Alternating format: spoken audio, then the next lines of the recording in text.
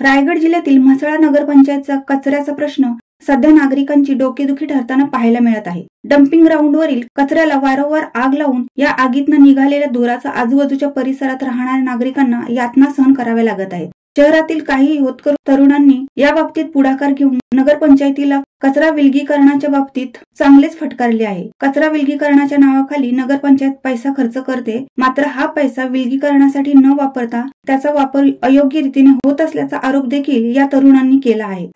नागरिक आणि कन्याशाळा परिसर तांबट आणि गवलवाडी परिसरातील सगळे नागरिक आज एकत्र येऊन आज जो शहरातील डम्पिंग ग्राउंड आहे त्या डम्पिंग ग्राउंडच्या समस्याबाबत चर्चा झाली।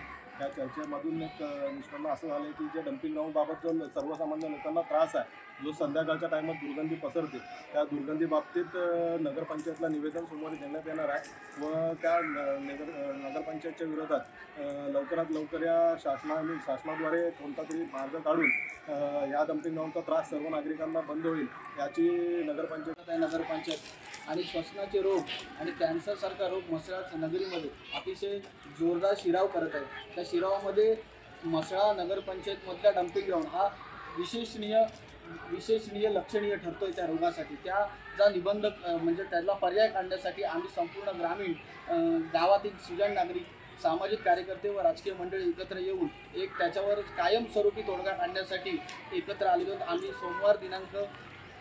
सोमवारी जे निवेदन देणार आहोत आणि त्याच्यावर आंदोलनाचा देखील इशारा, जर त्यांनी काही तोडगा काढला नाही तर वेगळ्या प्रकारे आंदोलन करू आणि पर्यावरण विभाग अक्षरशः महाड नंतर वेळ पडल्यास पर्यावरण मंत्री देखील यांची देखील भेट घेऊ देखील याच्यावर या म्हसळा नागरिकांच्या दुर्गंधी वासातून आम्ही कायमस्वरूपी तोडगा काढण्याची शांत बसणार नाही एवढी ग्वाही नगरपंचायतला आम्ही देतो। नमस्कार। रोज संध्याकाळी 7 वाजता त्या इकडून वरून एवढा घाण कचऱ्याचा वास येतो ना का आम्हाला घरात थांबायला होत नाही।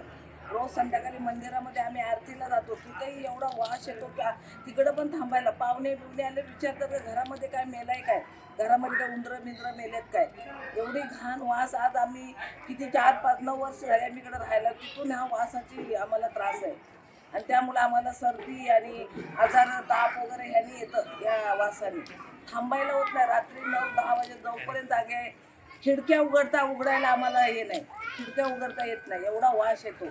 शिवसत्ता टाइम्ससाठी गणेश महाप्रळकर, म्हसळा। दे धडक बेधडक वृत्त देणाऱ्या आपल्या शिवसत्ता टाइम्स न्यूज चॅनलला लाल बटन दाबून सबस्क्राईब करा आणि बेल आयकॉनला क्लिक करायला विसरू नका।